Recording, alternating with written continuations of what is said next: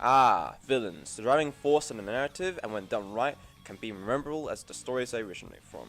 Even because they desire a particular something or someone, or just flat out malicious, they are still as important in the story as the main protagonist. And in video games, that rule especially applies. Having to face down a tyrant or an evil scientist is the reason why we strive to complete the game from beginning to end. And return gives the player a main goal. And while the antagonist's goals don't have to be specific goals, having some interactions with them is important in leaving a lasting impression. Nintendo does have its fair share of rather decent villains that leave such a mark, that are still present to this day. Bowser is pretty solid, K. Rool was great for his gag at the end of his fight, and Ridley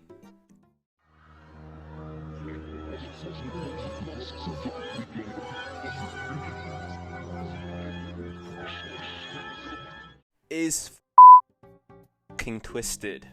Of course, my main favorite Nintendo game has to be Splatoon. And well, I'm gonna be honest, I actually don't find a lot of Splatoon villains that memorable in terms of lasting impact.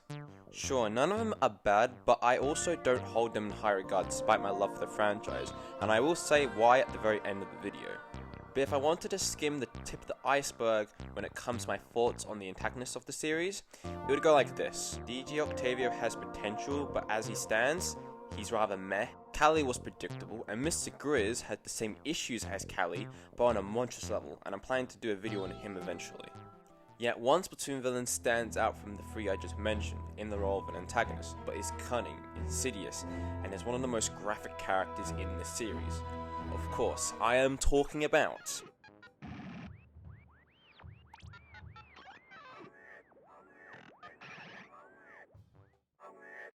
yes, I am talking about Commander Tartar, and while I don't want to be too biased, I can confidently say that he is the best villain by a long shot.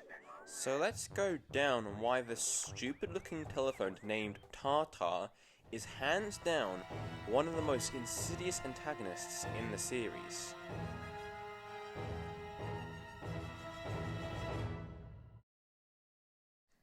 The first thing to consider is the word I've used twice in this video so far. That word is Insidious. A quick description of Insidious, geez, I'm getting sick of that word already, is proceeding in a gradual, subtle way, but with very harmful effects. And honestly, this perfectly describes Tartar. Octavio doesn't follow this formula, and usually waits at the very end to reveal himself, while the other two could pretty much be predicted with your eyes shut, both figuratively and, literally. Commander Tartar is a brilliant exception to this rule. He's seen as soon as you're in the metro, and this leads us to another reason why he's such a good villain. That reason being that our heroes rely on him and get manipulated in the process. If anyone needs a reminder, the whole plot of the Octo expansion is that Agent 8, an Octoling, and Captain Cuttlefish have fallen into the deep sea metro with no direction on where to go. Only until they find you know who. He is the one who sets him off on our journey through the deep sea metro. So from the very start, he's driving the reason why you're doing the tests, and to get the 4 fangs. But of course, if you played the game, you exactly know what happens. After collecting the 4 fangs, the telephone then grants you access to the promised land, only to then try and blend you into a pulp.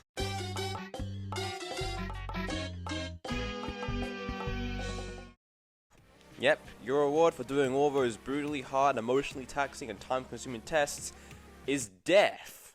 All that time you spent doing your best to get to the promised land, to get the 4 fangs, to see the sun, was all a lie.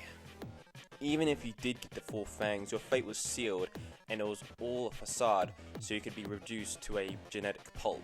But this was all a part of Tartar's plan to create the ultimate life form, to start life anew on this planet. And the only person who frees you from the clutches of death is Agent 3.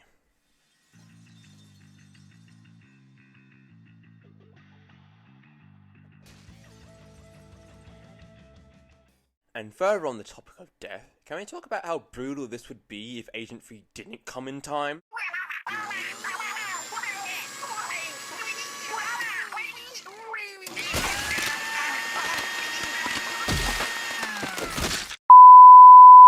Okay, I'm sorry, but let's be honest for a second. Commander Tata is by far and away the most graphic Splatoon character in the series due to the fact that he wasn't going to kill you via ink or slime, which is pretty silly in all honesty, but he was going to do it with actual blades. Like, that's f***ed up. That puts Mr. Grizz to shame. Oh, what's this? You drained Craig's brain juice, but he's still alive and totally fine? Oh, that's cute. Meanwhile, Tata is going to turn both Craig and 8 into a nice cephalopod smoothie. And speaking of gruesome endings, the bad ending of the Octo expansion is probably the most destructive out of the two endings we've gotten so far. Yes, even compared to Mr. Grizz's, which is pretty creepy in all honesty.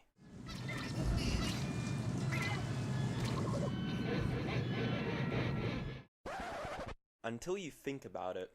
You see, as much as the fuzzy ooze in the overworld does lead to a game over upon contact, the actual answer of it does any harm to the Inkling or Octoling is rather debatable because they lose their sense of self, but they're not dead. They just lay there hopelessly. But there's still an Inkling or Octoling, they just don't have their original character traits and what makes them, them.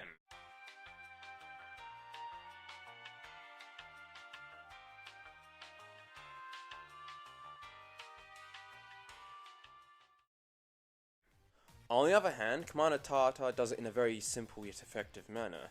Just fires a death stream that kills off all of Inkopolis and presumably the entire world of Splatoon, so we can start a new, or should we say, a fresh start. So in terms of being brutal, I do think that Telephone beats Big Ben in most areas, and of course we have his backstory, and well yes, Mr. Grizz also has a semi-similar story with his whole starts before the Mollusk era. I do feel like Tata's reasoning is a lot more logical in most respects. Tata was created by a human scientist better known as the Professor and was tasked down with passing down humanity's knowledge to the next capable species. Kinda like the Voyager Gold Record, but for the next life forms of this planet and its working AI. But after seeing how petty the new dominant species on the planet really are, he started to plot on a full mass extinction, wiping the planet clean to start anew, and so he can create the ultimate life form, which I'm guessing is made up of the DNA of multiple test subjects that have tried and failed his tests. It's also worth pointing out that the word tartar is another word for plague, which is a nasty white sticky film that covers the teeth and occurs when bacteria mixes in with the proteins of the food left in the mouth. And looking back at it, it fits tartar pretty well, essentially with his goals of the primal ooze / soup, which is crawling in bacteria. And speaking of dental care, one of Commander Tata's concept drawings was this. This is so awesome. Sure, I know it's not in the game, so it doesn't really bump up his quality, but I just can't go over this design. The teeth, the exposed gums, the braces, along with the floating eyeballs in the blender, along with the giant intestinal sausage tentacles, and the flipping meat grinder in the side. It's so sick, both figuratively and literally speaking. And I completely understand why the developers chose to scrap this. I mean, it does look pretty graphic, but still, I really want to fight this monstrosity so badly. And this isn't the only concept art of the telephone. There was this version with 2 legs, which I'm not the biggest fan of, but there was a rather cool tripod design, but it looks a wee bit intimidating, so it would kind of give away his intentions for the final climax of the story. In summary, I think it's rather easy to say that Commander Tata is hands down the best villain in the series. He isn't simple enough to not take seriously like DJ Octavio, and he is nowhere near as predictable as Mr. Grizz. He has a nice dark twist with a goofy design that sets a nice contrast, and his overarching effect cannot be stressed enough. And the best part is that I think we could create a better villain that could tramp Tata. In the best way possible, of course.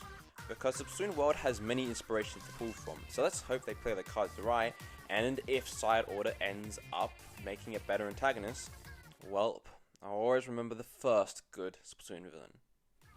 But that's my opinion. If you have any opinions, make sure to leave them in the comments down below, and a like would be very much appreciated. I know I haven't been posting for a couple of months, life has gotten in the way, and I only really do these when I get the chance, so alas, I hope you have a good day. Afroling, signing out.